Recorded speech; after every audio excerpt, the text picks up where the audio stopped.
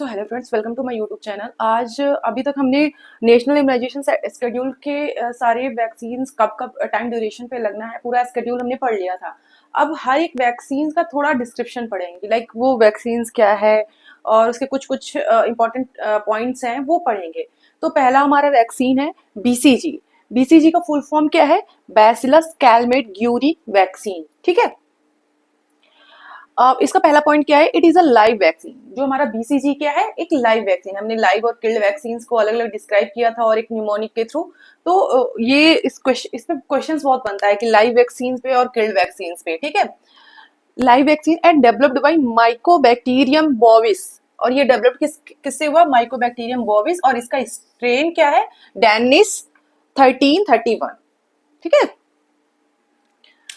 डाइल्यूवेंट। डाइल्यूवेंट क्या है? मतलब हमारे जब बीसीजी वैक्सीन हम लगाते हैं किसी बच्चे को या किसी भी पेशेंट को, तो उसको किस में डाइल्यूट करते हैं? उसको नॉर्मल सलाइन में डाइल्यूट करते हैं, ना कि डिस्टिल वाटर में नहीं डाइल्यूट करते। उसको नॉर्मल सलाइन में, ये यूनिवर्सल है, इसको हमेशा हम नॉर्मल सलाइन में ही डाइल्यूट करेंगे। ठीक है।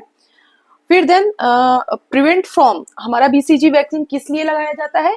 ये हमको प्रोटेक्शन प्रोवाइड करवाता है ट्यूबरकुलोसिस से। एक्स्ट्रा पल्मोनरी ट्यूबरकुलोसिस और पल्मोनरी ट्यूबरकुलोसिस दोनों से ही प्रिवेंट करता है, लेकिन जो परसेंटेज है एक्स्ट्रा पल्मोनरी ट्यूबरकुलोसिस वो ज्यादा है रेदर देन पल्मोनरी ट्यूबरकुलोसिस से।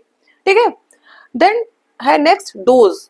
डोज हमने वैसे भी पहले पढ़ा था कि डोज इसका एट बर्थ 0.05 ml लगता है। अगर हम विद इन 30 डेज के अंदर नहीं लगा पाए, 30 डेज से अबव हो गया, तो फिर उसका डोज बढ़ के 0.1 ml हो जाता है।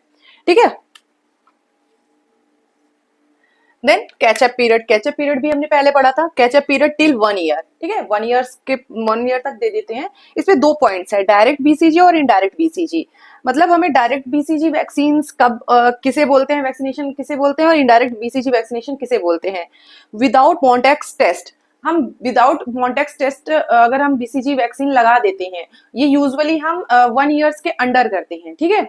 अप टू 1 ईयर के अंडर करते हैं। और ये इस पे हमें मॉन्टेक्स टेस्ट करने का नीड नहीं होता है। इसको क्या कहते हैं? Direct BCG. Then indirect BCG किसे बोलते हैं? After Mantoux test negative. हमें इसमें मॉन्टेक्स टेस्ट करना है। अब जब मॉन्टेक्स टेस्ट हमारा निगेटिव आता है, तब जाके हमें वैक्सीन लेना है। और ये यूजुअली कब करते हैं? After the age of 1 year. ठीक है। Then syringe. सिरिंज इसमें कौन सा यूज करते हैं? ट्यूबरकुलिन सिरिंज होती है, जिसपे जो निडल होती है वो 26 कॉज की होती है। और स्टोरेज, हम बीसीजी वैक्सीन का ये बहुत इंपॉर्टेंट है कि स्टोरेज हमें कि किस वैक्सीन को किस टेम्परेचर पे रखना है, क्योंकि वो एक कोल्ड चेन मेंटेन करने में बहुत इंपॉर्टेंट है। लाइक अगर हमारा कोल्ड चेन मेंटेन नहीं है, तो वैक्सीन का जो पोटेंसी होती है वो क्या होती है? कम हो जाती है। ठीक है। तो स्टोरेज क्या है इसका? स्टोरेज टेम्परेचर कितना है? +2 degree Celsius to 8 degree Celsius. ठीक है। इसको फ्रीज नहीं करना होता है, इसको ओनली फ्रीजर में नहीं रखते हैं, इसको ओनली फ्रिज पे रखते हैं। ठीक है। तो ये हो गया हमारा बीसीजी। इसके आगे भी इसका कुछ टॉपिक्स हैं, वो भी बताते हैं। अब देखेंगे कि लाइक इस पे नेक्स्ट पॉइंट है ड्यूरेशन ऑफ इफेक्टिवनेस। लाइक ये कितने टाइम तक ये वैक्सीन हमारा इफेक्टिव रहता है? 15 to 20 ईयर्स तक। लाइक अगर हमारा वैक्सीन बचपन में लग गया है, तो वो 15 to 20 ईयर्स तक हमें क्या कहता है? इसका इफेक्टिवनेस रहता है। ठीक है। देन नेक्स्ट पॉइंट क्या है? After the dilution it should be use with in 4 hours. जब हमें वैक्सीन को डाइल्यूट कर लेते हैं, तो हमें उसको विद इन 4 आवर्स में इसको क्या करना है? यूज कर लेना है। उसके बाद क्या होता है कि ये खराब हो जाता है, और इसको हमें रिमेनिंग जो डोज होती है वो डिस्कार्ड कर देना है 4 आवर्स के बाद। ठीक है। तो ये हमें ध्यान देना है कि हमने डाइल्यूट कर लिया, हमने 2-3 डोजेस लगा दिए, लेकिन अभी भी उसमें बाकी है, बट हमारे 4 आवर्स कंप्लीट हो गए हैं, तो हमें वो वैक्सीन यूज नहीं करना है और उसको डिस्कार्ड कर देना है। ठीक। Then papule formation seen after administration of vaccine, red blister within 2 to 4 weeks.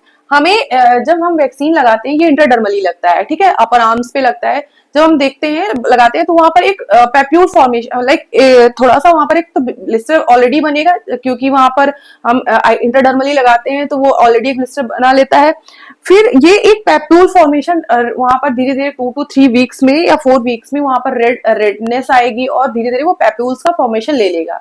ठीक है, ये एक इसके साइन होते हैं कि बीसीजी वैक्सीन के बाद ये होता है। और इसमें बहुत सारे बच्चों को क्या होता है, फीवर्स भी आते हैं। ठीक है, तो उसको नॉर्मली पैरासिटामोल्स का सिरप दे देते हैं जिससे उसको इससे फीवर से रिलीव होता है। ठीक है, अब ये हुआ हमारा बीसीजी यहाँ से कंप्लीट हुआ। देन हम नेक्स्ट वैक्सीन पढ़ेंगे। अब हमारा नेक्स्ट वैक्सीन है हेपेटाइटिस बी। देखते हैं हेपेटाइटिस बी में क्या इंपॉर्टेंट पॉइंट्स हैं पढ़ने के लिए। तो पहला हम पढ़ेंगे स्केड्यूल। इसका हेपेटाइटिस बी का स्केड्यूल क्या है। चाइल्ड्स में हम कैसे लगाते हैं, फर्स्ट डोज जो उसकी होती है वो एट बर्थ लगाते हैं या विद इन 12 आवर्स में लगा देते हैं। देन सेकेंड डोज जो होती है उसको कब लगाते हैं, 6 वीक्स में। ठीक है, first dose. And then third dose क्या होती है वो 10 वीक्स में लगाते हैं। ठीक है, ये तो हमने स्केड्यूल में पढ़ा था।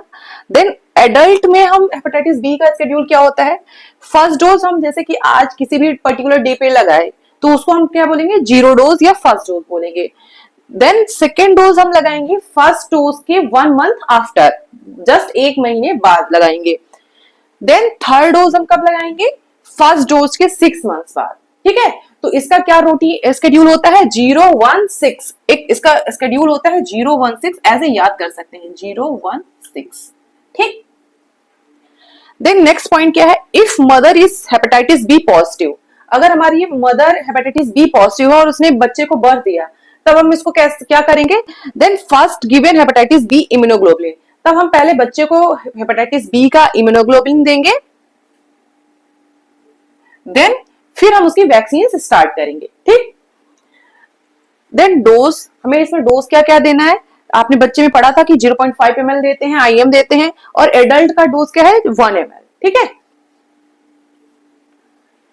स्टोरेज इसको किस टेम्परेचर पे स्टोर करके रखते हैं, तो इसका स्टोरेज टेम्परेचर है +2 degree Celsius to +8 degree Celsius. Do not freeze, हमने पहले बताया है कि ये हमारी वैक्सीन क्या है, फ्रीजर में नहीं रखना है। इसको हम फ्रीज वाले पार्ट पे रखते हैं, फ्रीजर वाले पार्ट पे नहीं रखते हैं। ठीक है, हमको इसको फ्रीज नहीं करना है। इसका टेम्परेचर प्लस ही रहेगा, माइनस पे नहीं रहेगा, +2 degree Celsius to +8 degree Celsius. Then next point है, इन प्री टर्म और लो बर्थ वेट बेबी अगर है तो हमें इसको अवॉइड करना है, तब हमें हेपेटाइटिस बी का वैक्सीनेशन नहीं करने हैं। ठीक है, जब हमारा बच्चा वेट एक नॉर्मल वेट गेन कर लेता है तब फिर हम उसके डोजेस स्टार्ट करेंगे। ठीक है, ये हमारा हो गया हेपेटाइटिस बी। देन हम नेक्स्ट देखते हैं